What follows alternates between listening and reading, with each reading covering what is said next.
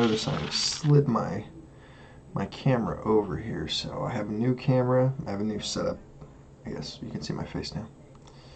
So now you can see my pile of pens there. I haven't really sorted them out yet.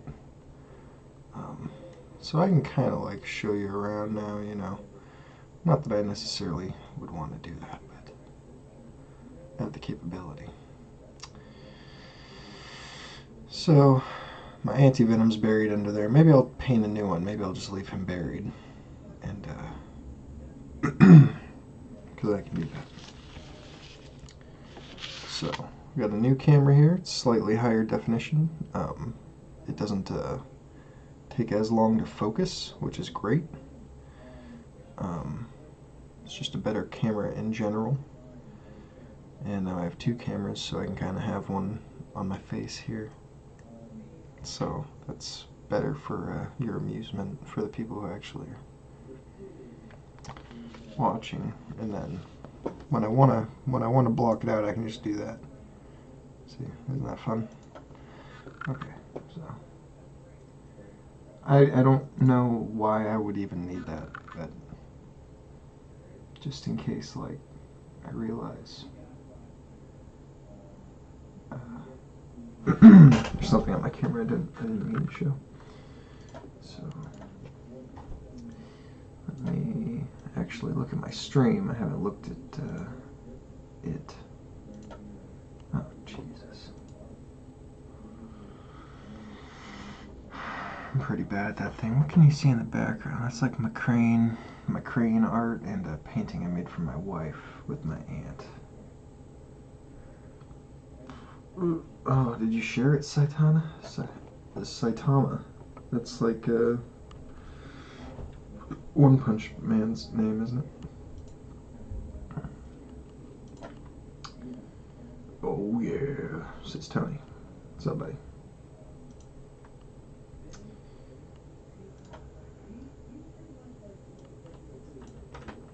So I still gotta keep doing my ritual, though. There's not really any way around that I'm aware of. That's enough of that. No, tag Evan. Just let him. No, not Evan Sargent.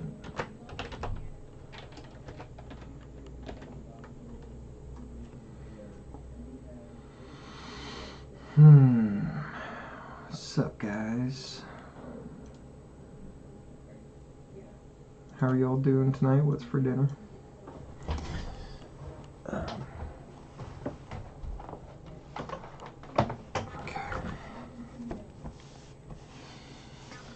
Just making sure I got everything in order here. So basically, this is basically almost done. I just need to go over her shadows one more time and make some of her pinks pop out a little more and put the blue webbing down for her. See, now I can use my hands. Ooh, do I have to put them? I have to put them right here, though. So this is good. This is good for communication. Now I can show you guys exactly what I'm talking about. No, I'm just kidding. Evan, cheers to you, buddy. He says, dinner with some mustard-crusted pork chops. Ooh, yeah. Sir, I can appreciate that. You know, I found, like if you're going to make a grilled cheese or grill a sandwich, instead of putting butter, you can put mayonnaise, and that's pretty good. Or you can put mustard, if you're a gentleman, and there it's super radical. Harley says, I just smashed some McDonald's. Those are some of the best nights, you know, is when you're like, I'm gonna go get me some McDonald's, and then you do it up that way. I like doing it that way. Once in a while. It makes my stomach hurt, and it's not good for you, so I try not to, but I do like it, you know, growing up, I was always very overweight, but like, I loved Coca-Cola and McDonald's so fucking much, it was crazy. My mother, that's all she could eat when she was pregnant with me was McDonald's. Back in 1993, we didn't know it was bad for you back then. No, I'm just kidding. course we do.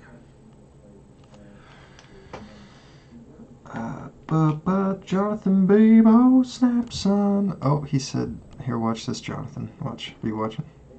Oh, snap. Snap it. Just, oh, whoopsies. Okay. That's a funny thing. Put me on the outside of your grilled cheese before you cook you with a French toast style crust. Absolutely, Evan. That's exactly what I'm talking about, man. But, you know, try mustard sometime. Put a little mustard on there. Maybe a little bit of mayo and mustard. And just see how that is, because that's, I've done that before, and it's really good. They opened up one next door to me. That's game over for my weight. Ooh. Next door to you at work. That sucks, man. I've been there. They opened a Wendy's up across the street when I worked at Amazon, and you're working crazy hours, so it's like you're definitely gonna get fast food there, and I would have it for like breakfast, lunch, and dinner. Same thing with like Jack in the Box one time when I worked at a place that was walking distance from Jack in the Box, and it was the cheapest option. You just can't help yourself sometimes, you know. We all know we should be eating a little bit better, but like for instance, tonight I'm having a salad, but it's gonna have some ribs, and I'm gonna pile it with a bunch of good stuff. But it is technically a salad, which is not usually my MO, but I do enjoy a good salad. You know, get some baby corn, some croutons on there. Something like that. Yeah, it turned into Thanos. That's correct. Thank you. It's called Ostos.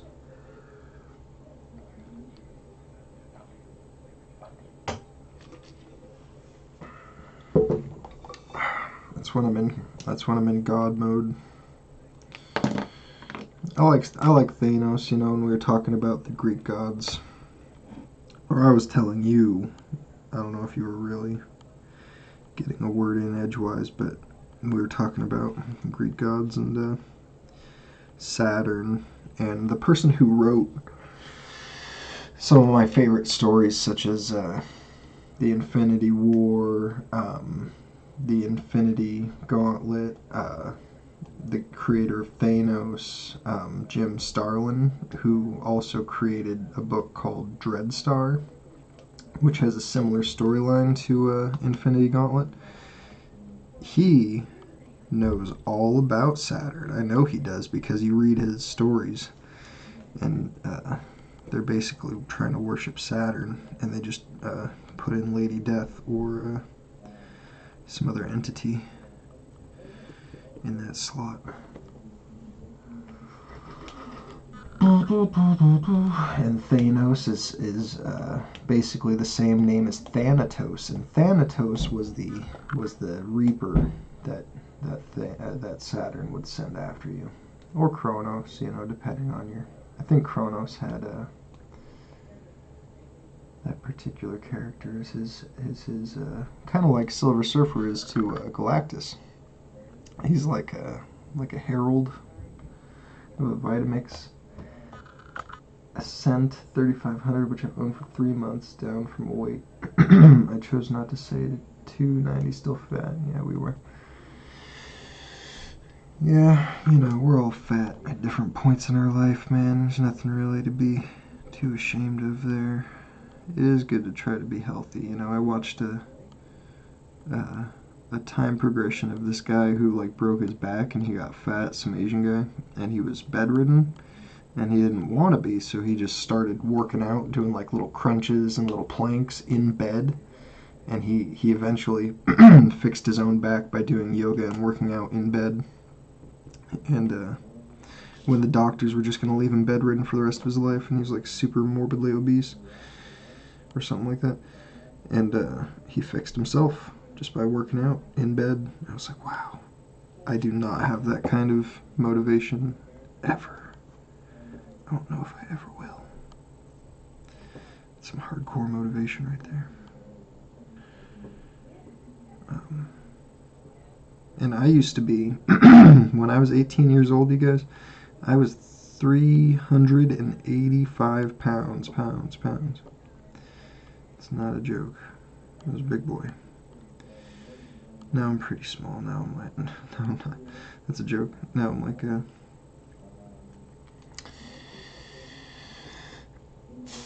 don't know, I just weighed myself the other day. What was it, like 240? Let's be honest, it was 245. Oh look, it's Austin's hair. He was a Titan. Cronus, the God of Time, is my favorite. Oh, I bet it is, Jonathan. I bet you worship him. He was a Titan and then became a god, you know, after trying to eat the Olympians. I saw that yoga. It's a super inspirational YouTube video. Oh man, you've seen all the best videos that I've seen. Yeah, what's up, Jason? Yeah, I'm a little bit obsessed with Saturn. I should probably drop it, but I just can't help myself. I've read his story probably a dozen times or so.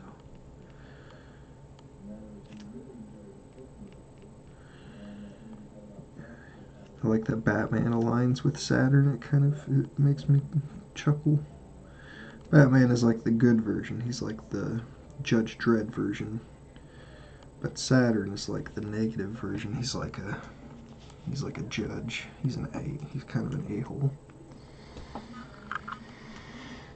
Artemis and Kronos all the way. Yeah, Artemis. Let's see if I can remember who her parents are. I think Artemis was the goddess of... She was the daughter of Zeus. She was the goddess of the hunt. She was chaste. You know, obviously she used the bow. She would like call upon nature or something. I don't know. She didn't do all that cool stuff. Let's see. I really don't want to do too much more on this.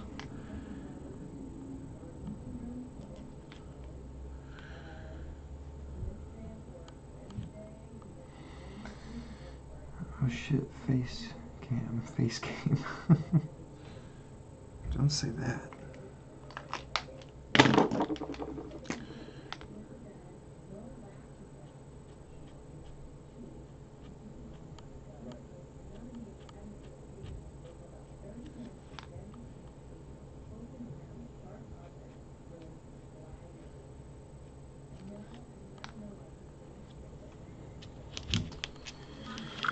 Zeus is one parent, the other is Lero and Leto, right? Yeah. Yeah, that sounds about right. I'm not 100% sure. It depends on if you're going from like the Greek angle or the Roman angle. Some of the gods even share names. It's pretty frustrating to get it all straight, but yeah, something like that. Zeus, Jupiter, same guy. Same.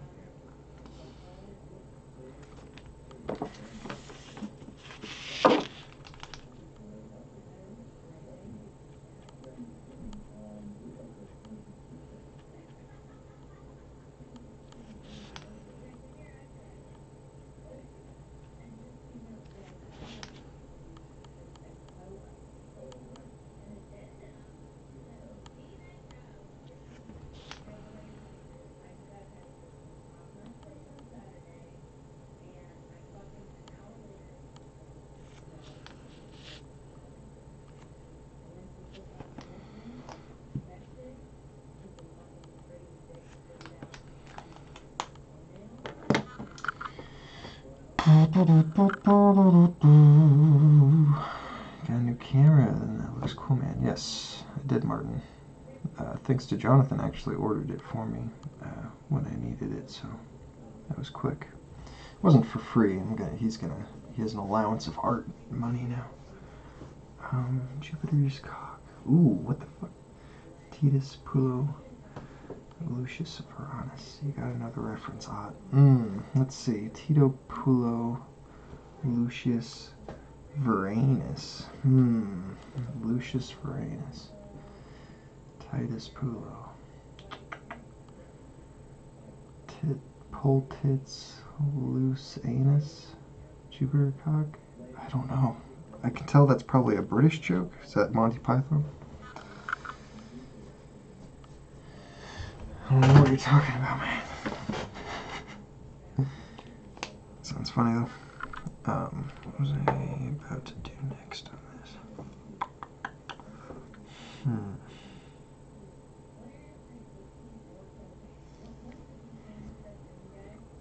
I should probably touch that. Let's see, it's going to take me a while to find my pens now, so it's kind of a trial and error episode of my show. Is that what I'm doing here? Is this a show? I should put my Copics over here. I'm going to start lining up my pens, the pens I use.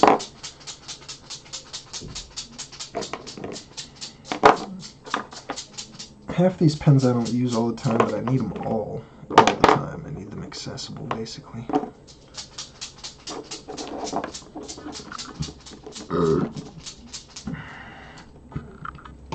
Let's see, Lies. It's from the HBO series Rome, Spartacus. Seen it 4 times. Also probably in Spartacus. Well, it must be based on something then. But if you look at what you type there, it says Jupiter's cock, tits us polo, which is funny. It's like you're pulling titties. And then Lucius Varanus, which is like loose vagina anus. That's pretty funny. There's some good stuff there. I've been watching a lot of South Park, so. Jupiter's cock. Well, you know, you guys want to get really into the gods, you know, that's the chakra that Jupiter aligns with, is the cock chakra, and he's known as being a bit of a, how do you say, person who cheats on his wife, a lecherous old man. So he's definitely he's orange, and he's the sex organ. He's like, I like to think that Donald Trump is like Zeus, but I do not like to imagine Donald Trump having sex with anything, because that is monstrous. What a horrible imagining. But that is the slot that he fills, is the Jupiter. He's orange. He's like Zeus or Jupiter. It's very cool.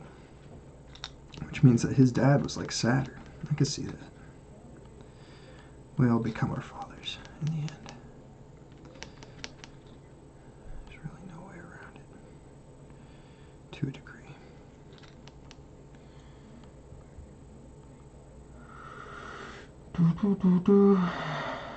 Titus is a psycho, and Army sends a messenger to parley with him. Titus bites his tongue off. Nice. Based off Julius Caesar's diary. I see. Yeah, I bet those are some hardcore fucking guys back then, dude. Hard fucking core.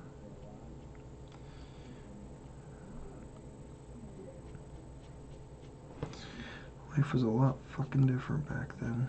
It's not that long ago, you think about it, but I'm sure shit was not fucking capiche like it is now. Things are pretty chill, generally.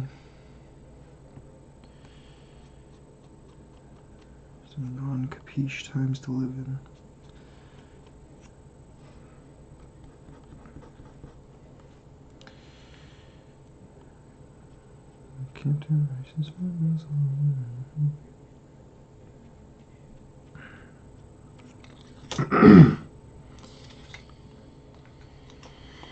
Titus Pulo is the pronunciation, and Lucius Varanus is the other. They are only mentioned in Caesar's book once or twice, but the two main characters in the Rome.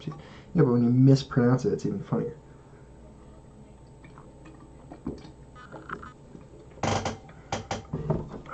I like Titus. That's way funnier.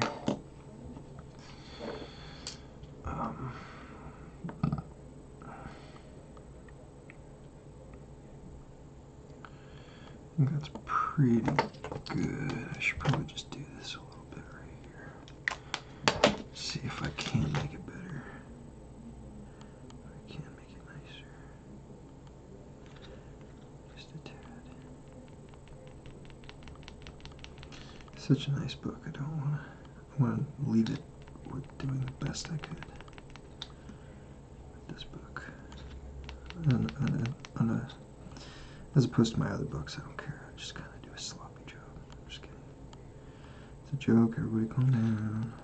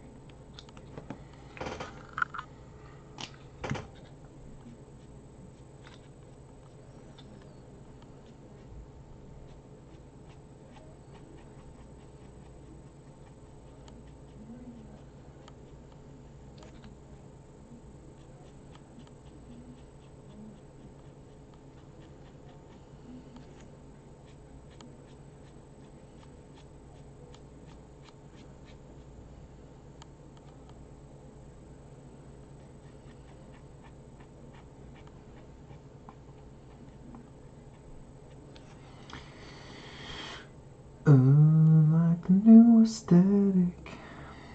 Oh, thanks, buddy. Yep, I'm like Crane. You know, we're trying to take back the rainbow. Not that we're anti-gay, but just that it doesn't mean that you're gay. You can be a rainbow guy. It doesn't mean anything. See, that's even too low. Right there. That's good.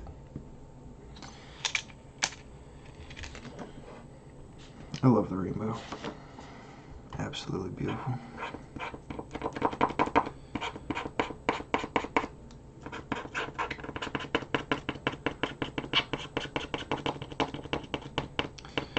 On a completely unrelated note, I'm super gay. I'm probably the gayest guy you've ever met in your life, but pretty low key in general, so you never really know that. Unless I told you.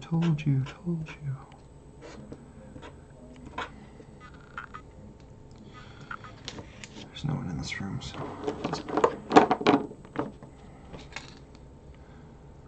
we're all a little gay, dude. Haha, you're gay. I got you to say it. I was just kidding so that someone else would be like, I'm gay too, and then I'd be like, fucking nerd. Nerd! Just kidding. I could care less. I don't have an affiliation. I'm agnostic towards gay people. Alright, I'm gonna play my South Park. Much less offensive. How do we reset? And it was gonna be such a pain in the ass, you know, so I think that, yeah. See, if I just affiliate myself with South Park, I get a free pass, right? Because it's like, well, if they can do it, why can't I do it? Gotcha. Yeah, so we kind of did a half and half. Your Honor? But we kind of knew that, we didn't know, but we had no idea what that would be, and so we also were like, yeah, but we don't need to do that, like, fuck that, you know, we always are also just like, look, what should the first show be? That's what we always kind of just figure out, let's figure out a funny first show. And I think that, and also, funnily, right before this season started, we had not even renegotiated, we just decided, like, we would do more. We signed up to do another 3 years on top of it. You know, basically we signed up for another 5 years of South Park, and we were like, almost out. You know, and then we kind of said to them, what the fuck are we gonna do? Gotcha, Jason. Everybody point and laugh at Jason. He's admitted that he's not straight like the rest of us, right? Right, guys? We're in a time without like a brew pub and shit like that, and like, not, you know, we started talking about just the idea that we kind of need we're just Yep, you know, my we really pen's should out. start updating our animation and. Are you taking off holidays or are you drawing every day? Great question, Joe. Jason, sorry, not Joe. I was gonna say Brosma, so I was like Joesma. But I'm gonna probably take a couple days off here or there, but I'm going to be painting as much as I can. So I don't know what my schedule is. Sometimes my family drops stuff on me, but you know, like, I'll probably even paint on Thanksgiving and Christmas just because why not? So some days though I'm pretty busy, but like for instance, I'm going to start watching my nephew once a day, or not once a day, but once a week for a few hours. So I'll probably stream on those days too, but you'll maybe once, or maybe not at all, or maybe he'll be a part of the stream.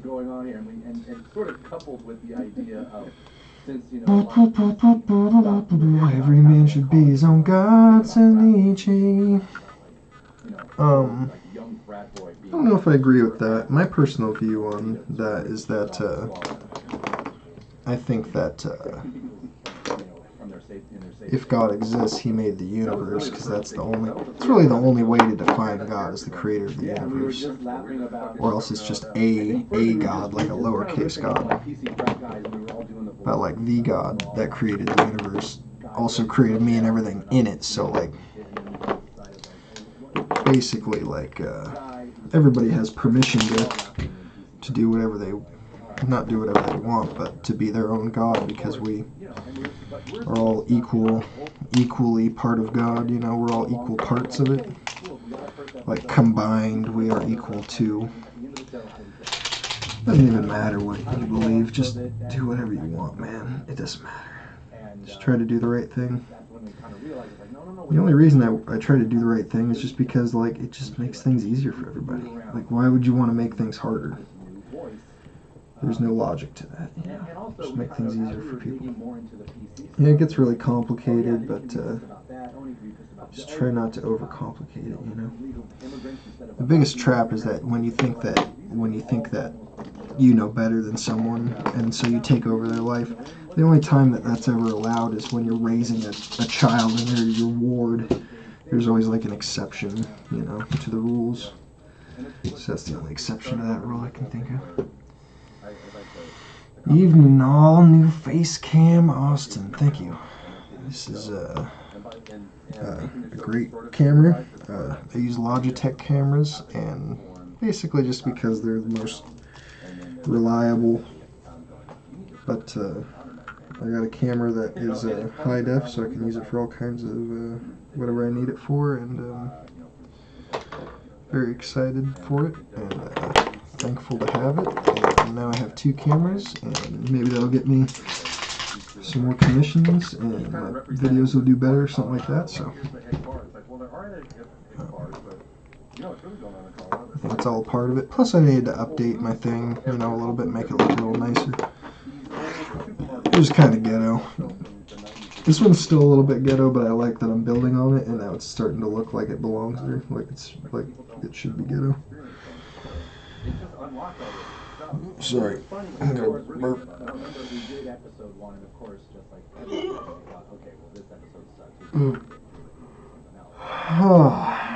John says, I'm a Smalley warlord. I bet you are.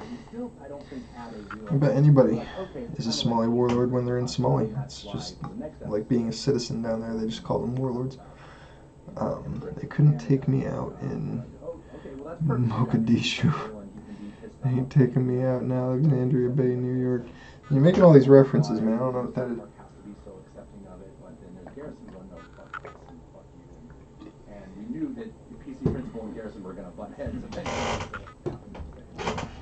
But, you know, we also were just like, that also just started going, oh, I guess we got to do a Trump show. Because everyone's talking about Trump, even though we were kind of like, hey, that sounds easy and it sounds really. We were definitely like at first, like, okay, we made a little Trump. We're like, no, fuck it, we're not going to give the satisfaction of being in the show. We'll make one of our characters Trump, like, and, you know, we sort of got our whole Trump thing out and man, Mr. Garrison as Trump is hilarious. You know, I've never seen Black Hawk Down. You're lucky that I'm willing to tolerate your cowboyish nature there.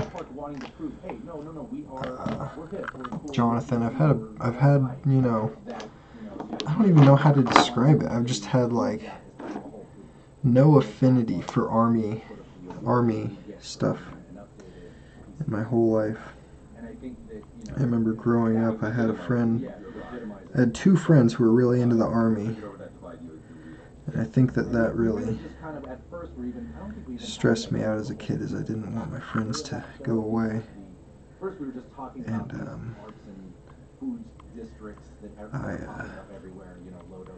I remember when I was like 9 years old for Christmas, I'm just joshing you, by the way, bro. Basically everything I say is sarcastic, but I am telling a true story right now.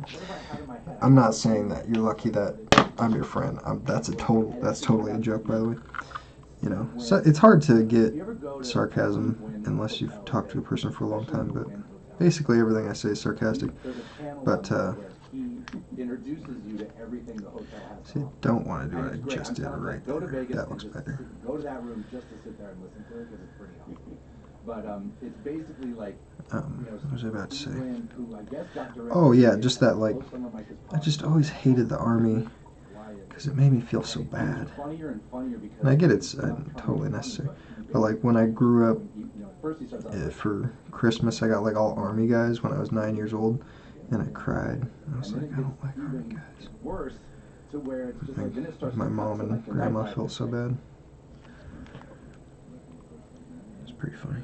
You can barely hear what he's saying. Just like, it's so funny and so like I had a great time just doing that and getting up on the mic, and then we were just like finding shit, video-wise. Dude, you have to watch it. Just watch the Shogurt and Gordon scene on YouTube. Shogurt. And then we really yeah, I will actually watch that. You know, I don't dislike all army stuff though, because like I watched what's that movie about the bomb disarmer in Afghanistan, and the movie's from like 2010, and I've watched it like 3 or 4 times. It's like a 3-hour movie. A 3-hour movie, but it was so good. It was like the guy who plays Hawkeye was disarming IEDs, and then like at the end of the movie he finishes his tour and he's like, oh, now I can go back to my family, and then he's like addicted to it, and then he just goes back for another one. Just like destroys his life, because there's like no way he's coming back alive, but he's okay with it. Hurt Locker, yup. That movie's fucking good as fuck. I was like, holy shit. Yeah, it's the same whatever it is. Or that's not the shitty part of town, that's the teapot town. You know? Like, okay. And how much of that is just window dressing? How much of those counseling anxiety? But now they feel like there should be better. Yeah. And then when you're still a fuck up, it sucks that much more because, you're supposed to be a whole food person. You're supposed to be on the rise. Yeah, and the Yelp episode was fun. I think it's probably the most polarizing of the, like, I have a lot of people saying, oh my god, that Yelp review episode is the best, and just as many, if not more, people saying that run was amazing except for that Yelp episode. So I don't know whether it's just that it's either people that kind of are in the restaurant business saying, oh, that was awesome, and then people that do reviews for things going, what are you talking about? It's pretty cool if you do that.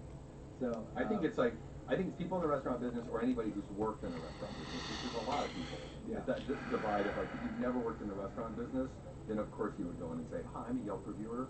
It's like, if you ever worked in the restaurant business, don't say that. Don't say that before your food comes. Yeah. Because you will be eating boogers and cum. Yeah. Like, don't tell people that before your food comes. And I actually remember Matt saying in the writer's room, well, we should definitely let people know that they're going to get boogers and cum in their food, by doing this. And I'm like, and I was like, that sounds like a song to me. So and then basically after we had the boogers and cum song, we're like, dude, everything else is, whatever, we'll figure out the rest of the show. We got boogers and cum at the end.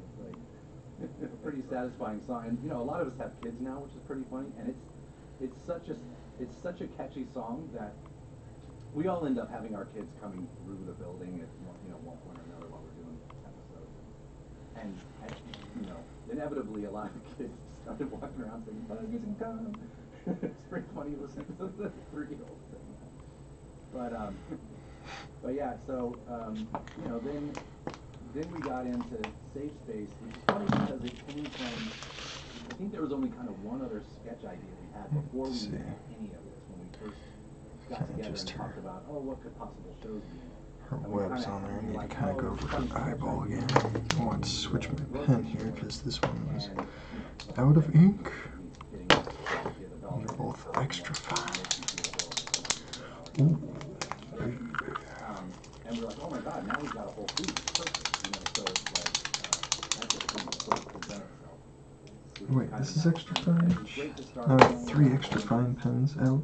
feelings of, you know, you knew how much from the City Part of Town episode, you knew how much that this was meant to you. And now this thing was betraying you. And then we did think reality was gonna be a big part of the season. We first came out with reality. We thought that was really great That's stuff. funny. And then at the end, then we did kill him at the end, because like, yeah, but let's kill him. Still.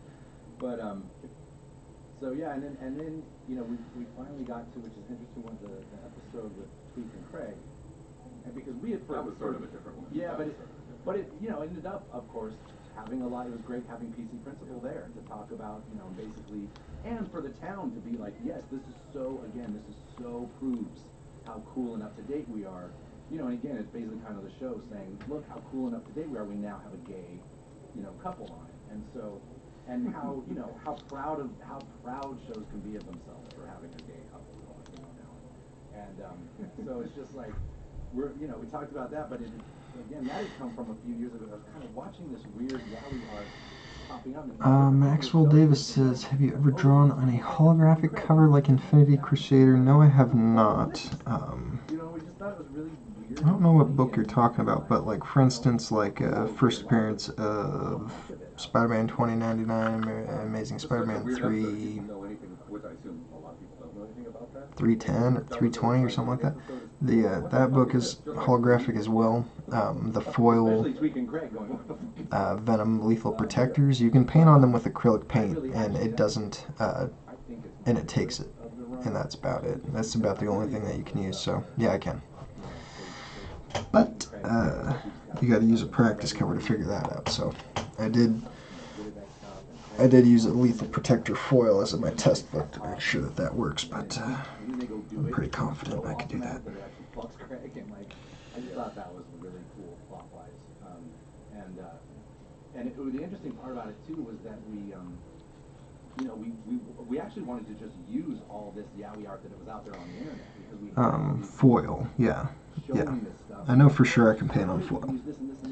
Holographic, though, I assume is the same as foil, is what I would assume. So. There just wasn't enough time to find. Yeah, one that I'm already gonna do. I guess I could kind of spoil it. Is I'm gonna do that first appearance of Spider-Man foil holographic book, and I'm gonna do just Miguel O'Hara Spider-Man 2099 over the front, so that it's covering up the foil and it's just like a nice colored painting. And I think that'll look real nice because I don't like that foil painting too much. It's kind of ugly. IMO. Gotcha. Appreciate the info. I think I finally out what book I'll be sending. When I get my next check. Cool, man. Thanks. That sounds pretty awesome. Yeah. He's Spider-Man 2099 is my favorite character, so I'm pretty excited to do that one. So. And then we went right into Naughty Ninjas, which only came from us going, don't ISIS kind of look like ninjas? And that was Don't ISIS kind of look like ninjas? trying to do a whole Now that's something we can all agree on. But obviously, Well, it's like there's that same joke too of like, you know, I like playing ninjas when I was a kid too, and it sounds really fun to go put on some masks and do some be sneakers, you know, Hell yeah. and run around town and fuck shit up, you know what I mean? And there's some part of ISIS that seems like it's a little bit of that. just being stinky. Sure does. Just putting on masks and being stinkers up and, you know. But it was funny because we got into it and we're like, wow, this is really a lot, again, like what we've been talking about, because when the show started, we had Officer Barbary. Oh, nice. Alright, gotta get back to cooking. Oh, yeah, what you making? Now you can tell me later. I wanted to ask, thanks again, good work, and have fun completing this one. Thank you. Over the 19 years that we've been doing the show, Yeah, this one I'm almost done with, so. Slowly a real police force has shown up in South Park, and there's actually police. Just trying to spend a little extra time on it, you know, being We patient. didn't even know in our own heads how does Barbary work for them? Does like what you know. Right. And so we're like, well, it's almost time to answer that. And in a way, this was kind of our, in our same way that we're kind of updating and getting ready for the future, we're kind of getting rid of bar Brady, and also in the PC world, kind of talking about how you can't do that shit anymore, cops, you know, so. And it's not funny. Yeah. And even in the show, it's just like the comedy line of what is funny with police from Bar Brady being Andy Griffith, or like not Andy Griffith, but a dumb version of Andy Griffith or whatever. That doesn't even it doesn't even just it's just the comedy line is moved with what people want to laugh about with cops, and it felt out of date, you know. And that actually I think that doesn't have that episode have my favorite line of the season was Randy goes, wow, it's only had You know what would look nice on this though? If you're in the room, Evan, because you were wanting to do, you know, full paintings all the way through here for almost the same price, for virtually the same price that I quoted you before on that. I would do something that I think would look really nice and do kind of like do like cover up Captain America with like another character, I guess. Just cover these guys up with either another version of Captain America, Thor, and Iron Man, or different characters. I think that would look nice. If you were still curious about what you could add there, that's something that just popped in my head. I thought might look decent. It might look pretty good. If you wanted to make this like a really crazy thing, which I think it looks nice. I'm not saying it doesn't.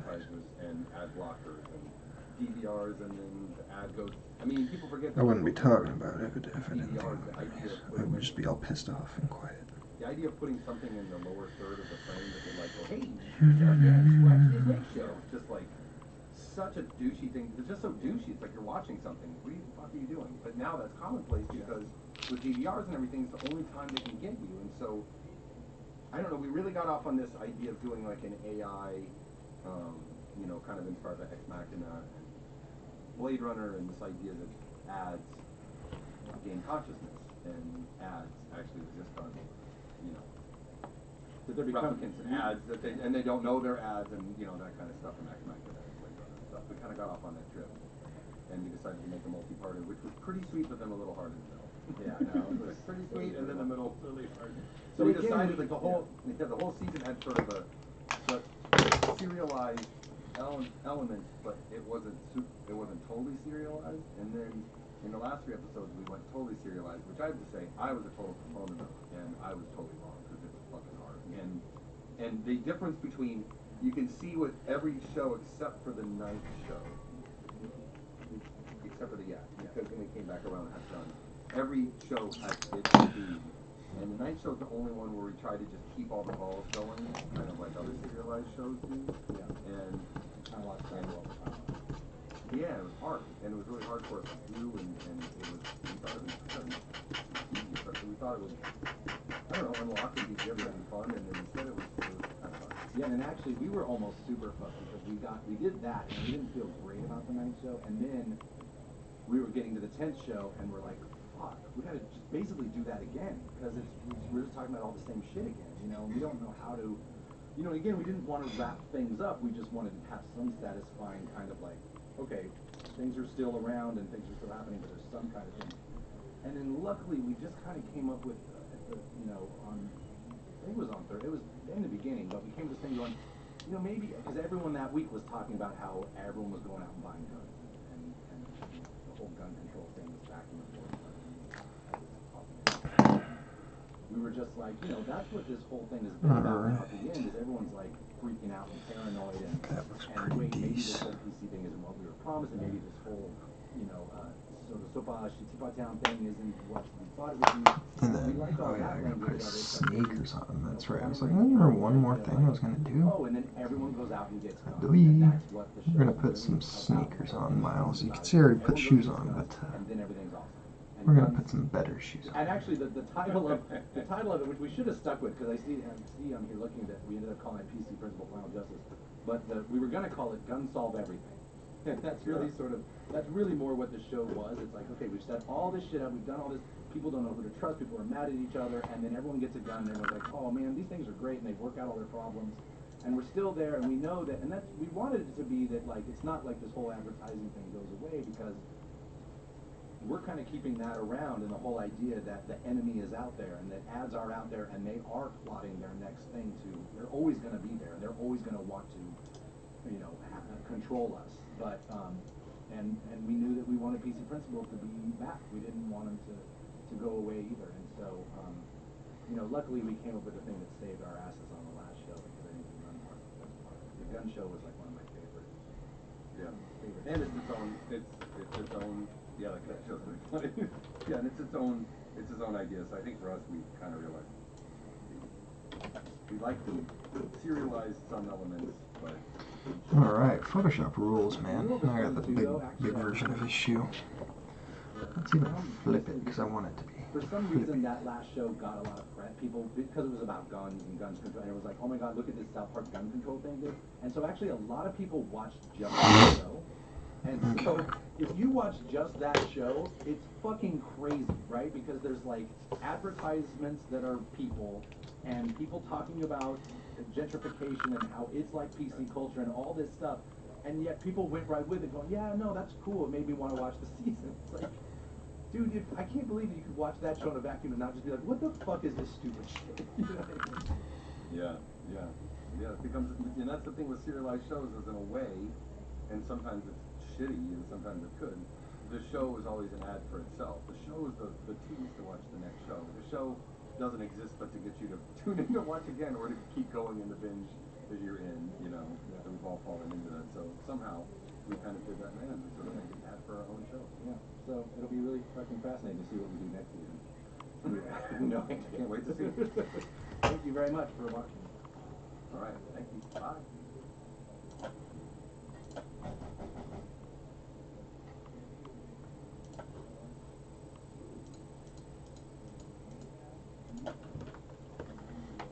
Hello everyone, this is Mark Parker, and this is Matt Stone. Welcome to the commentary for season 21. If you're looking for the commentary for season 20, you've come to the wrong place. We are in the future right now. Dang, they actually have these sneakers are real sneakers. What we're going to feel about what we're going to do next year. I'm glad I googled these. Season 20 was kind of a nightmare. It was probably the hardest season.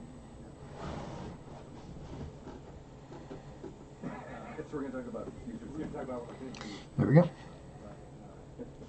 No, really, Season 21 was great. It was easy. Season 21 was amazing. We had a great time. Season 20, however, we were coming off of season 19, which a lot of people liked. We like to call it like serialized light, in that it was sort of serialized and we kept some threads going, but we never really mapped anything out. And we kind of, we enjoyed that season a lot, and other people did. And we thought, I wonder what would happen if we really did think it through to begin with. And we learned never to think things through. Thinking things through makes things a lot harder. What happened is we basically had this idea that we've been kicking around with Bernie Chapman and Bill Hader in the show. And we'd always had this side project, kind of like, Book of Mormon was a side project for many years. We kind of had this side project that we thought, we didn't know if it was going to be a movie or a music, whatever at the time, we didn't know. But we would get together a lot and talk about this idea of a troll, a guy who was a horrible Miles wears Jordans, JK, I don't know. Yeah, that's what I'm putting on there, bro. He only wears them in the movie, really, but that's what we're doing. It's kind of like troll hunters. Somehow there was a troll hunter that got involved in finding this internet troll, and it was just something that we actually spent a lot of reviews on, both in LA and New York, kind of like talking through what that idea would be, and involving the Danes, involving this troll hunter, involving these other trolls that he gets involved with, and everything. And we kind of got to the beginning of season 20 of South Park, and we said, well, what if we really think this season through a little bit and use this thread that we kind of have an idea for the beginning, middle, end of, and thread it through an entire season. And and it felt like, as we were talking about it, it felt like a subject that was changing before our eyes. You know, we talked about it for a couple of years, doing something about a troll, and the main kind of part of the script, the main sort of axis of the script is sort of like anonymity versus privacy, and that debate that basically gives the show. Gerald he's so concerned of retaining his privacy and anonymity, but that also gives him his power, which is to be a dick all the time with people, right? Yeah. And so that was the main kind of axis of the script, and we felt like the world was being a troll was starting to change before our eyes, so we decided to go for it and put it in the season. And it was funny because through the season, the very definition and the very kind of confines of what a troll is sort of changed in popular culture, and it felt like that this was the year, and this is not a super original thought, but that this is the year that the trolls got out of the comment section and into the real world, and it did feel that way. And so there was part of the script that all of a sudden we had that kind of this idea that we had to kind of follow through, and it's funny because that it really is a subject that's like, so we thought it would be I don't know, you know what I mean? We didn't think it would change so fast underneath it. Well, because part of the thing was that part of this original thing we had with this troll idea was that there was this guy who was pretty stoked on himself for being a provocateur, and really thought himself as kind of an artist, and said, no, what I do at night is I go out and I provoke people, and I say harsh things, and I get people to think by being really provocative, and we started. Obviously, at the same time, there was someone who was running for office by being a provocateur, and we were kind of stuck with the Mr. Garrison thing, because the season before in 19 we had done this whole thing making Garrison Trump, thinking, oh, that's our Trump show and we won't ever have to do it again. And we started this season going, oh fuck, Garrison can't just come back and be a teacher, because now he really is running, he really is in the final thing. And so, but then we really started realizing that the parallel between this troll story we had of this guy who's gaining all this momentum in this fan base by being a provocateur, while this other guy was doing it. And it just seemed like it could be a really interesting Yeah, and then the other thing that it definitely was another big idea we came in with is the fact that guy was running against a woman, and that also lined up with trolls being sort of internet trolls being sort of mostly the domain of men being dicks, being dicks to women, although that's not exclusively that's a very gender dynamic. And you have the presidential election being gender dynamic, and that's really went into the season really thinking it would be a big boys versus girls, and kind of play out the little boys and little girls at our schools were now growing up in this world and almost learning that in a weird way, kind of on both sides of the political aisle, that men and women are at odds with each other. You know what I mean? And they're kind of learning that and having to work that out on their kid level, which is where like Meters Out came, that show where it finally felt like we earned our way to where the boys had started this whole boys resistance. Because that's what they learned from listening to the men. And that definitely, and then that came, part of the thing that Cartman always says, and part of that joke came from this New York Times review of the Ghostbusters movie, because in that whole man versus woman thing, even though it's the smallest issue in the world, it kind of dovetailed with what we always like to talk about in movies. And so we had this J.J. Abrams joke, and then the New York Times review of the new Ghostbusters movie, which is the girls' version of the remake, was like, girls rule, women are funny, girls rule, get over it. Yeah. And it was like the whole, like, we could just see the whole tear in the fabric between men and women was held in that headline, where you have, here's a bunch of super talented people, men and women, and here's this great franchise, and 2016 is about putting that together, putting it together in a shitty way, and then if you say that's a shitty movie, you just call it sexist. And it's like, there we go, that's where we're at. We're making shitty fucking movies, and now you're a sexist for being... You dare say it's a shitty movie. So just like, so you're in this unwinnable situation, and it just is kind of contributed with the same, the really big kind of overall arc that we came in with after putting all this together was kind of a theory of American decadence. and that America's lost. And this is before the election. This was a really big, hard thing for us to get our heads around because that's not what we have thought for 20 years. That's a real negative, pessimistic attitude, which felt very kind of like uncomfortable. Because this is not Trader Act. We just don't like starting things that way, and it feels really grumpy and cranky and maybe not funny. But it was true, you know what I mean? And it's like, it felt that way. So I said, well, we just said, let's, follow that. It's still fun and stuff. But that idea that America's lost its way, and the way you can, in a deep way, America's lost its way, and you can really see how America's lost its way in its response to the new Star Wars movies and its response to the Ghostbusters movies. Which is really stupid, but it made sense to us that somehow J.J. Abrams and this sort of laziness is also responsible for Trump, that same laziness of thought. Which is like so fun. It's such a small little mountain to try to climb up and plant a flag on. That's what we loved about it. It's just like, that's our point, man. But it really was. We were supposed to, there was supposed to be really more about the boys and the girls and their inner school struggle. We were mapping all that out, and then the Trump thing just kept going, and it was sort of like this microcosm of how a lot of people felt. Where it's like, okay, can this just go away now so we can get back to our fucking story? But Trump just kept taking over everything, and we had to sort of like move with it. And we were hoping that by November it was going to be all about Garrison coming back to try to be a teacher again. Right, and having to make amends for being such a dick. Yeah, and coming back to this school that was divided by boys and girls, and we realized he was part of it. And that was really we're like, oh, that's so cool, and then Trump fucked it all up. So. Yeah, he fucked it all up. And that was tough. So the whole season, you can definitely feel it wobble at whatever the election night was, because we had a complete other story mapped out, and it wasn't just the jokes and the lines and stuff. It was kind of the deep, iconic sort of like, things that were informing the attitudes, informing the jokes. So then it kind of wobbles, and then we had to keep on this story that we had, this troll story that was going, and we had to keep with a certain tone, and so it was tough. It was a tough basically a third act of this whole big season of 8, 9, 10 episodes. It was tough to.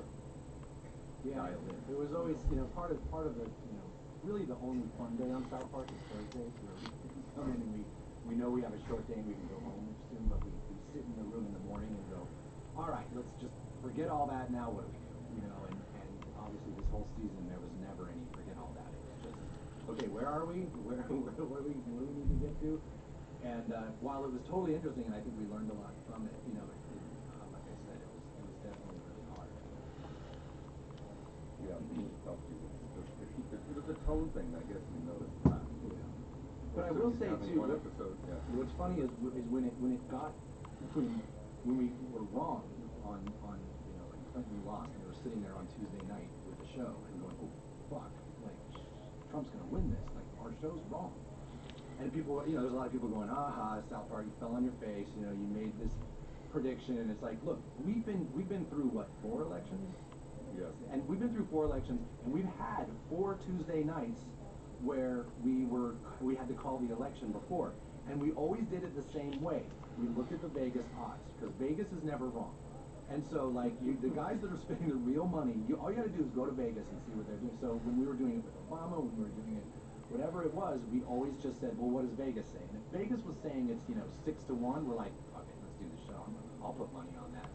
And so Vegas was saying, like 8. It started off like 20 to 1. And as the week was going, it got a little shorter, but it was still saying like 10 to 1 by, and I'm like, well, we can bank on those odds. And Vegas was wrong. Vegas came cheap. Yeah. Be aware, Vegas can let you down. Take that as a lesson. It's not all it says it is. Yeah. Yeah, so that's season 20, I guess. It was also interesting, there's obviously a lot as we were going into this, but one fun thing was that my daughter got to be Ike. Oh yeah, that's right. And she did some cussing. Yeah, she did a lot of cussing, and it sort of like slowly. It was first she came in and had one line where she said like "damn it" or something, and my wife just kind of like, okay, and it was like every week we'd bring her in, and it would just get worse and worse, and it became the that I, you know, was, and it was supposed to, you know, it was in the idea of the show that Jared, you know, Ike's dad, who has become this horrible, you know, provocateur, potty mouth person, was obviously spreading it to his son. And but it was really funny because one of the first Ikes he had, one of the first Ikes was our producer's friend Naomi's daughter, and she's now in college. So it's like it's crazy that like you know that now there's you know it's been that long that basically the Ike you know is now doing well in college. So it's just pretty cool. Yeah, that's pretty crazy. Yeah. But you know it really is what we're and I think you know I think again even with us as we were going this season we were kind of getting at what we were saying, which was so much more about how like watching someone justify what they do, being a provocateur, and how that relates to us, you know, and that's what we were really trying to get to at the end was, you know, us trying to justify, no, we can say all this horrible shit because we're provocateurs and we're doing it for art, you know, and then slowly watching someone gain momentum and a fan base by being a provocateur as a politician.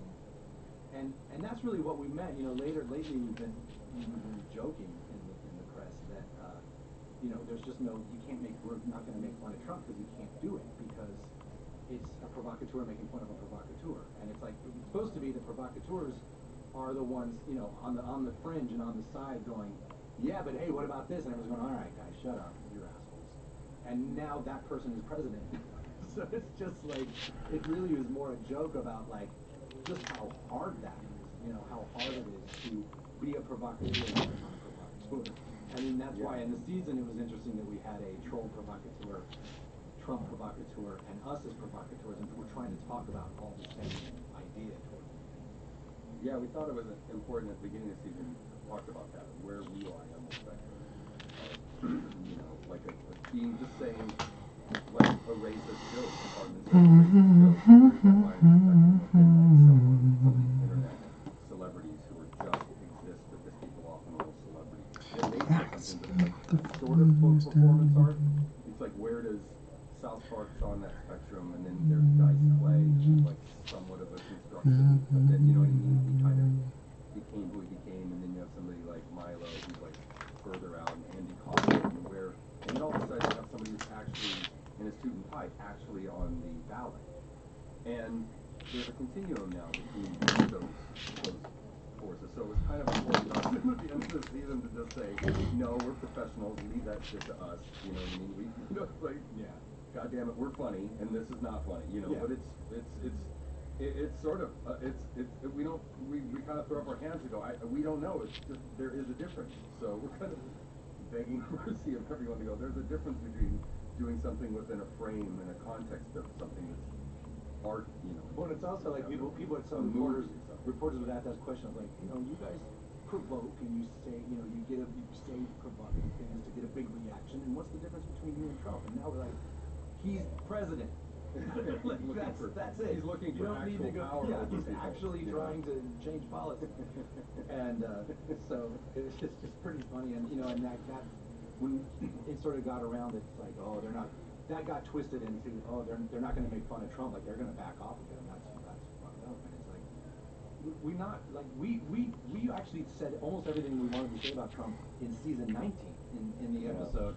That season turned out to be pretty prescient. Yeah, and it's like I don't know how much further we could go than Trump fucking himself to death and like you know raping himself, and it's like you know then we thought it was an interesting new way to look at it and talking about that part of it, the provocative part about it of a Trump versus a troll versus us, you know, and that's really what the season was about. And it's like you know, like I said, there's not a whole lot more to make fun of. I mean, there'll be daily things, obviously, on late night talk. We'll figure out something. I think you know, we were really glad, just to be honest. Like we knew that after the election, we were already so tired, and we had to figure out the end of the season, last 3 episodes. As we said at the very beginning of the recording, it was like definitely the hardest season physically and just mentally to figure out how to make this stuff funny, and so many choices we made we had to stick with. And you know, all that was, I don't know, that was really tough. But we were really glad that we could see even at that time. I was like, oh my gosh, I'm glad we're off the air for a little bit, because you know, for a few months, and then we'll come back in August and we'll be able to say something. And mostly I was just glad because what we're supposed to do and what we tried to do is come up with something with a little more high level, pick it upstairs from the daily or even weekly bullshit, which was something really hard to do. And I could tell that we needed time to be able to think. You know, like we don't have anything smart to say. You know what I mean? We're kind of like, okay, we got to go take a break and be able to look at this before we can say something smart. And I admire and I'm not at all envious of like how many people have to be on the air right now. You know what I mean? Processing this in real time. It's a pretty frothy time, you know. I mean, it would be fun on the way, but for our job, I thought it was, oh my gosh, we need a break. We need a break. You know, it just landed in we thought it was landing in a perfect time, and it actually landed in a time where everyone's brain was getting fried. It was like hard to do weekly live art at the time, but you know, and then now we're just looking forward to season 21 as we meant to do from the beginning. You know, it's already hard to be like, dude, where's the world gonna be? Like, what's gonna be going on? And I think I can agree with a lot of fans where I'm just excited to get back to a lot of Osmo and Christmas critters. That's what I'm looking forward to. That's what we're talking about. Hopefully, that's what season 21 is about. And you can check that against. We'll check that against the record. It'll be season 21, episode 1, Osmo versus the Christmas critters.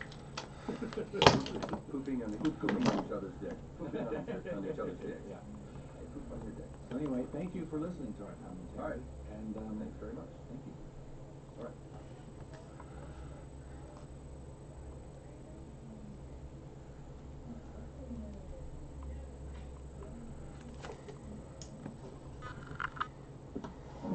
Hello everyone, this is Trey Parker. Hi, it's Matt Stone here. And we're 87 years old as we record this now. Season 600 of South Park. The winter of We actually had a few of these ideas going into the season. I mean, just really roughly. We like this first episode was a mix of a couple things. My wife and I had definitely gotten into the thing of watching fixer-upper shows all the time on television. I remember a few years ago was that we were watching murder porn all the time. Those investigative murder report shows, and so we did a show about that. And then it was like watching Food Network all the time, and we did Cream Fish. And then coming into this season, I was like, you know, all we watch now are shows about people remodeling houses and fixing up things. And there's like shows called Flip or Flop, and then there's Flip or Flop Miami, Flip or Flop Las Vegas, and Right. there's like Fixer Upper and all this stuff. And it was just at that point, at least, it seemed to all be white people. And I was just like, there's no like other race of people that are remodeling their houses. How come they're not renovating their houses? Yeah. And luckily, about that same time, there was the thing that happened in Charlottesville with the white supremacist march. So lucky. That was lucky for us. And that really provided a good little cross germination of ideas. And also, like so- those guys watching that stuff, watching the footage from that on the news, immediately just brought us back to they took our jobs. It Yeah. just seemed like it's those guys, it's the took our jobs guys. Like we got to bring them back. Yeah, and then we combined that with, you know, the idea of, you know, there's this sort of idea floating out there that robots are going to take all our jobs, and that seems fine with those guys. Then we came with the joke of those guys yelling at Alexa.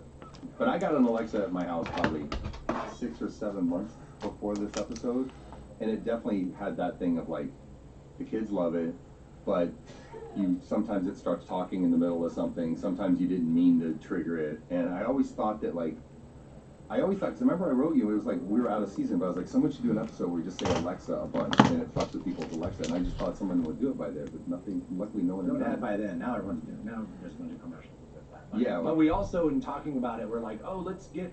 You know, in the writer's room, we actually got an Alexa and we got a Google Home. Yeah, and we we got made them talk to each other. And we turned on our iPhones and like, just to see, you know, which one. And by the way, I thought Alexa worked way better than any of the other ones. But as we were sitting there doing it, Google Home was the worst. Google Home by sucked. the way. Google Home never knew what anyone was talking about, but it was pretty funny because it was like 4 personalities in the room. Because the other one was Microsoft, whatever that one was. And it would always be like, hey Alexa, tell Siri to do that. We were seeing what chain reaction we could get going, and it would do all that, and it would always end up with Google Home going. Google Home does not understand. So that's we're gonna put that in the show Oh, you know, that's awesome. it definitely seemed like, I think this was one of those episodes where when we started it, it was a lot of ideas, and a lot of times it was too many ideas, but this just came together, and I think that it was when it's always that great thing when we figured out that, like, what Randy's talking about renovating houses, but obviously at a certain point, it's this metaphor for America, but then we just, like, Randy never actually is talking about America, he just keeps talking about renovating houses, so it's like, it's supposed to, like, you know. Yeah, and look, we're white people. We know all this bad shit's happening in America, and we're white people, but we're trying to renovate our house and make it nice. So it's like, don't tell me I'm a racist. You can see directly through my living room into my kitchen. I'm clearly not a racist, you know, stuff like that. And also, like, the end, it comes around to what white people have done. It was like we tried to, again, Randy doesn't realize it, but we're trying to say, oh, they're just, again, taking an old shitty house and kind of redo the floor plan and spackle it and kind of get rid of the wall between the kitchen and the living room. do an open floor plan, change that, but also paint over the rot and sort of like, don't worry about the foundation. It's about getting that open floor plan and about getting that thing. So it's supposed to bust open into a metaphor, but Randy knows. And then this season we had done such a big serialized thing the season before that we kind of wanted to get back to just doing show by show. But we did want to keep sort of one thing going. We decided the most important thing of everything that we did, even though the world it was about World War III and everything last year, and the whole world going to shit and the new president. We're like, well, what's the most important thing is that Cartman has a new girlfriend. And it was like, we couldn't just reset that and say, oh, but she's just gone. We knew we kind of wanted to service that and have this season, if anything, if there any running theme or running thread, it's sort of Cartman in this relationship and how is that going to end or would it end? And so that sort of made us have these first runners. We were aware, you know, trying to make these jokes with Cartman's girlfriend, we did know that we kind of wanted to go somewhere with that, in which we started the next show. Let's do it. I think that one looks pretty good. A home renovation show here. So in the next show, we wanted to pick up, obviously we're just sort of establishing in the first show that Cartman was this obviously abusive and manipulative and controlling boyfriend, but he was convinced that she was the one that was manipulative and controlling. So even though we made it look like he made this big move in the last one to break up with her and say, you know, you're fucked up and I'm not going to be abused by you, you know, of course, what someone like Cartman would do is then just put it all on her again. And we were like, okay, well, what's happened while we've been gone this week? And obviously he would have been crying to get her back, and he would have said he was going to kill himself and stuff like that. So it all came from, you know, let's have Cartman say, yeah, I took her back because she said she was going to kill herself, and then it all not him killing himself. And when people don't take him seriously that he's going to kill himself, he gets really pissed off and wants everyone to take him seriously. And then I saw this, it's probably parody. I can't remember if you guys think it was Logic or something like that. Yeah. Logic, and he did kind of a anti-suicide song, but I didn't really know any of that, and I just turned it on, or somebody sent me a clip, and my first thought for quite a while watching it was like, oh man, the Lonely Island guys really fucking knocked it out of the park with this. This is hilarious. Like this guy, I figured it was a joke, you know. Yeah. And then when it wasn't a joke, I brought it in the writers' room, and it was like once we saw that, I was like, oh, Cartman doing that. Should do that. Yeah, for the wrong reason, of course. Yeah. And I think that song turned out pretty funny. And then the other bit of this episode, this was when I think Trump was tweeting about Kim Jong-il a bunch, and so we just came up with this idea of a PSA, basically working our way to a PSA that's like, if you're president, please, you know, it's like driving while texting, basically. It's a driving while texting joke, and it's being president while texting. Which all kind of came about just don't use your phone if you're president. Like the idea that, like, you know, these tweets are coming out of the president, and all our personal reaction to that is like, oh, dude, don't say that, don't tweet that, and us all feeling like, God, you know, we're like, what if those tweets really were personal to somebody, and then Tweet just seemed like the perfect person because, you know, he's gonna freak out about it, and we were just like, you know, just the idea that those tweets are directly involving him in something with North Korea.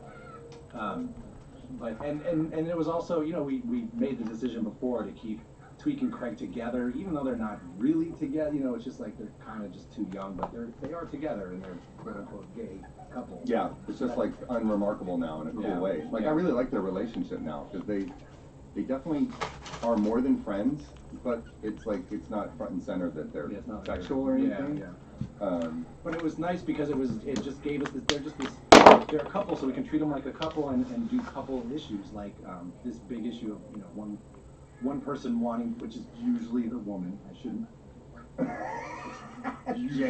Generally, it's the Sometimes woman. it could be who flips out a bit more about things emotionally, And generally the man is a bit more like not responsive to emotion and just wants to problem solve.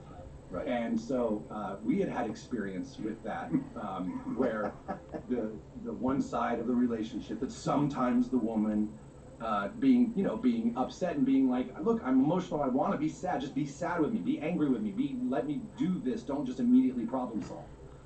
Which is just stupid. But anyway, so that's where all that came from. So let's go to the next episode. That's where all that came from.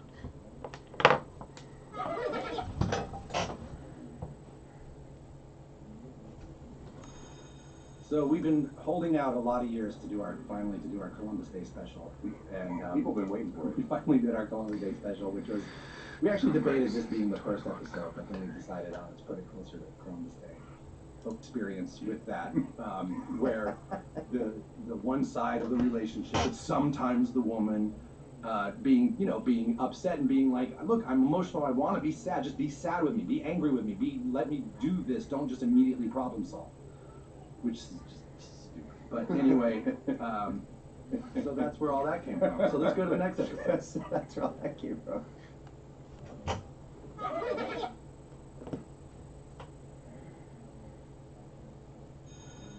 So we've been holding out a lot of years to do our Columbus Day special, and People have been waiting for it. we finally did our Columbus Day special, which was, we actually debated this being the first episode, but then we decided, let's put it closer to Columbus Day.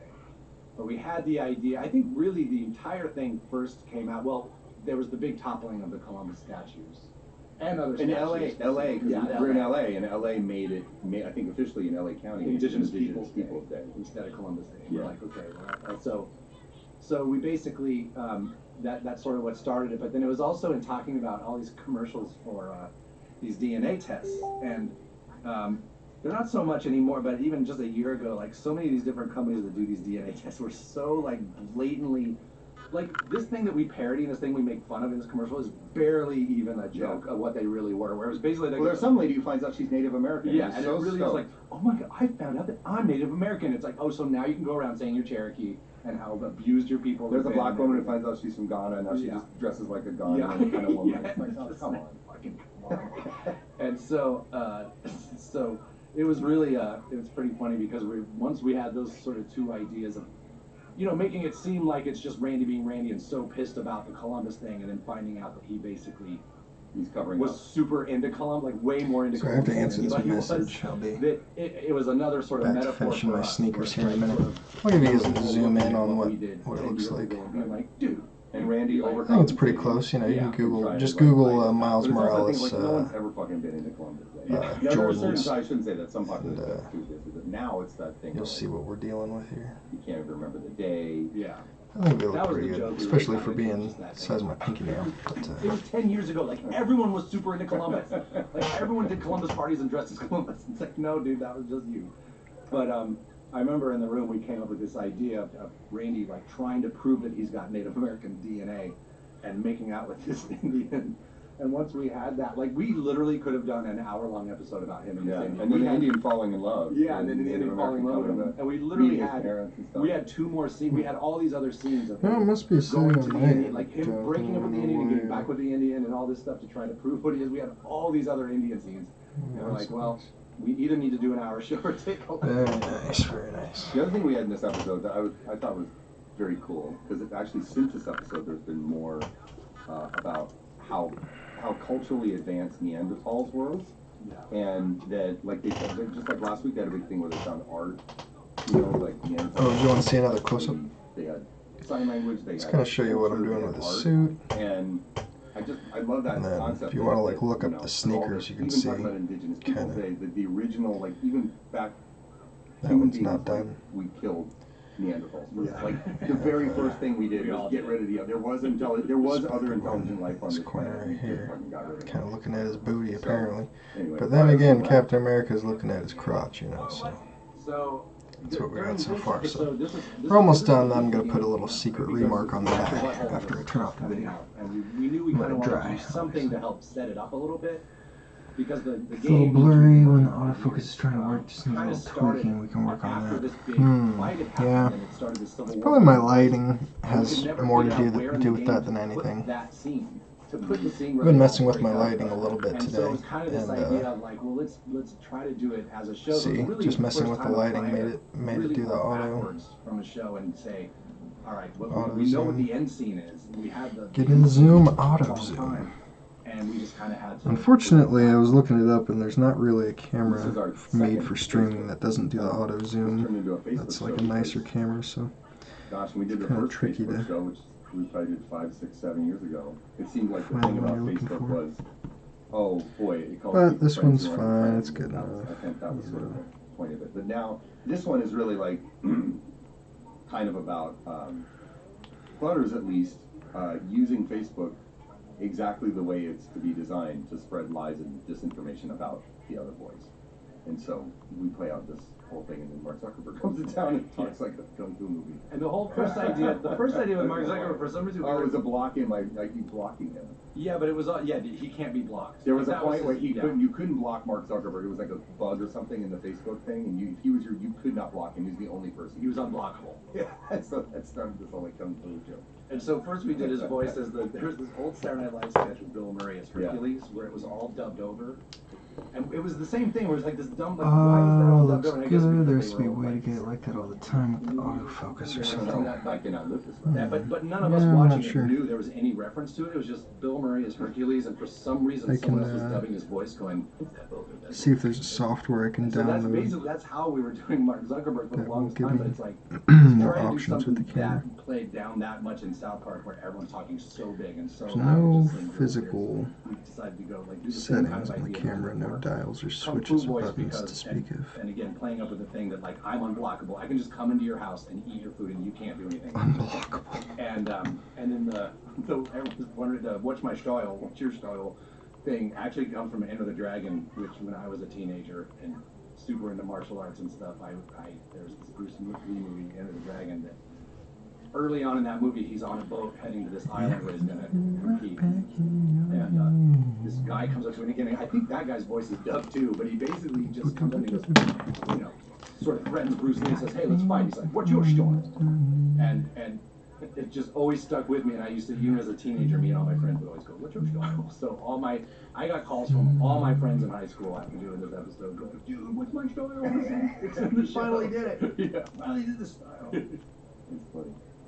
But it was also our favorite moment of it because again, we're trying to track Cartman and Heidi, and this show got so full so fast because it was all obviously the boys are so focused on other things that it was really hard to figure out how do we keep that ball in the air. And so we just decided to do one scene where Cartman at his favorite moment and getting really big and getting really happy, she walks up and then he just is like, "God damn it! Like you just every fucking time I'm about to have fun, you fucking come and ruin it." And so I think that was our favorite moment. This was our tiny pushback against all the women stuff in the last couple of years. It's just Cartman having fun with his friends and getting bummed out when she walks in. It's just been too much. It's time for the man now. It's been too much women shit. This is our small pushback. All right, let's go move.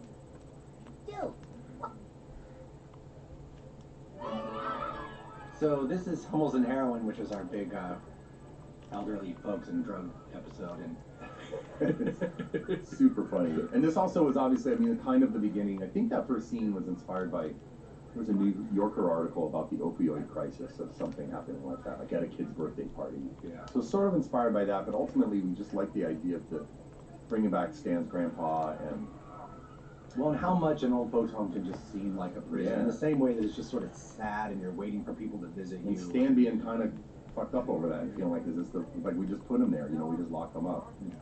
So. And then the Hummels came. My grandparents had every Hummel. Like they literally had the big display case on their wall, and like they were so proud of their Hummels. And we actually used they both passed away when I was like a teenager. But when we did Team America, there's a scene in that with Kim Jong Il, the puppet, walking down a big hallway, and we used all my grandparents' Hummels in the display case, and we actually looked at those Hummels in that. And I think now they're just in storage because And then for this episode, we got Vernon Chapman has been working with Killer Mike, the rapper, and so he got Killer Mike to come in and do this track. And I think Killer Mike was on tour or something, and it was just awesome. He made time. I can't remember where he recorded it. I want to say Dallas or someplace he was, or Atlanta. Yeah. And it was so funny because after he did it, it's Hummels and heroin, and it's like the whole thing is like about, you know, bringing in this heroin into place. And there was all these articles about how Killer Mike was, and South Park did this thing about mass incarceration, which is a totally worthwhile thing, that we would do something about mass incarceration, but we weren't this time. We hadn't even thought. It wasn't even. It was more about heroin and like that joke of trying to make this place as hard prison, you know, that is like the old folks home. But you know what? It was about mass incarceration. Yeah. It was really about mass incarceration. That's what we wanted it to. I'm glad that worked out. All right, let's move on. What's the present? Just some Hummels. More Hummels? Why are senior citizens so infatuated with these little German statues? So this is Sons of Witches, which is definitely my favorite episode of the run. Maybe my favorite in the last 5 years. It's just one of those moments. It was like it was one of those shows where we came in on Thursday, no ideas for shows, and just like started talking about things that were going on and everything, and how this is right when all the stuff's going around where, you know, It was with Harvey. Yeah, It was Harvey. Yeah.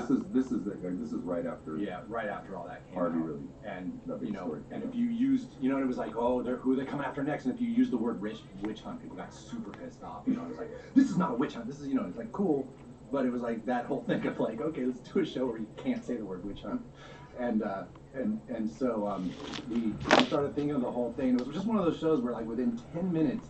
We had this idea of like, well, what if it's like the guys are dressing up like witches for Halloween and they're actually being witches, but you know, and all the themes of what was going on, but just done with guys wearing witch costumes, and we were, I haven't laughed that hard in the writing room.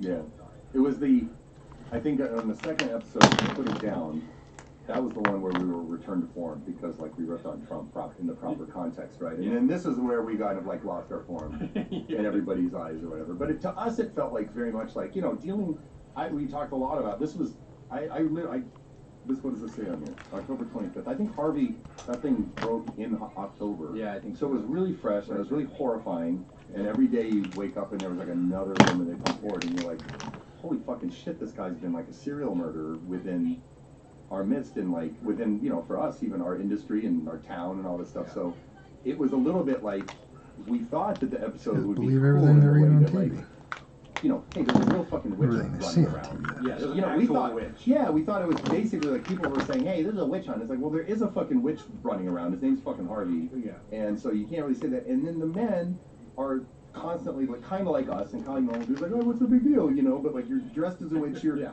Are you the real witch? No, but are you part of Jack and Crack Witch Week? Yeah, Dressing did up you like a- kind of help the witch? Did you? Is there a culture of witchdom that you're kind of a part of? And we thought it very much landed on the side of the men being kind of irredeemably like not getting it, but like the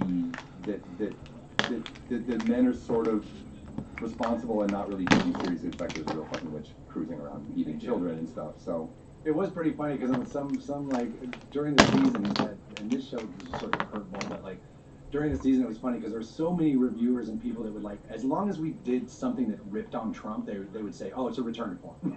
a return to And it's form. like, as long as you're ripping on Trump, and it was just like, we were so bored of ripping on Trump. And in this one, people got kind of like, they're like, wait, you're kind of making Trump look cool. And it's like, A, it's not Trump, it's Mr. Garrison. B, he's dressed- a witch. he's dressed like a witch. It's like, but people were mad because he kind of saves the day at the end. And it's like, It's a dark- come on. And then it's Yeah. just like, you know, it's like, well, yeah, that one wasn't as good. It's like, it's just not good because we didn't do what you wanted to do to Trump. And so It was a dark ending too. Yeah. I don't think we felt like, oh great, see, that's how great. We said no. The King Witch shows up, and he's a fucking dick, and then all the men skirt their responsibility and jump in airport Yeah. and go more Smoke Jack more and Crack. crack. Yeah, so it's like we felt like it was very Jack and much, Crack.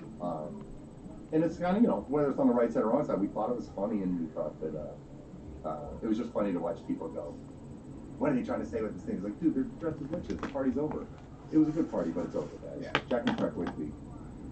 It's over. So, all right, let's move on.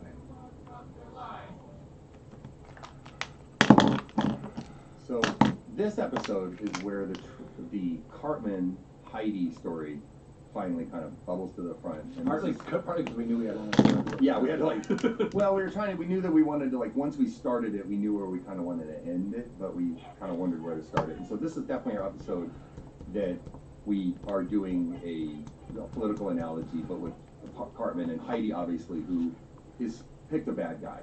she made a bad decision. We've all watched it over a couple seasons. Carmen is the worst boyfriend in the world, but the other kids have now just it's obviously she made a bad decision. The other kids are fucking ripping on her, and they're not giving her space to sort of like admit she made a bad decision, save face, move on, whatever you want to call it. Their reactions drive her deeper into Carmen's arms. Yeah. And So now we were trying to return to form. Yeah, we're trying to return to form here. I don't know if we got there with people, because it's really important to show that that dynamic that seems like it's playing out even within some of our family members and some people we Alright, know man. of like what's the right way to That's treat someone basically who's- done. I might go over it a little bit more later. So We know lots of Yeah, have a good night, yo. families that kind of went with Trump, and a lot of the thing too was we knew a lot of people who went with Trump for a lot I of guess I reasons. could show Say, you it the was more finished product, against should I? Hillary, and it was more just like they kind of knew what, and I think a lot of them thought they went with Trump to be like their little fuck you to the government, and That's didn't one think Trump would shoe. actually win. That's Yeah, there's it. a lot of that, and I think and it was just kind of a lot of like, it just came from the Alrighty. idea of like, well, look, the more you rub those people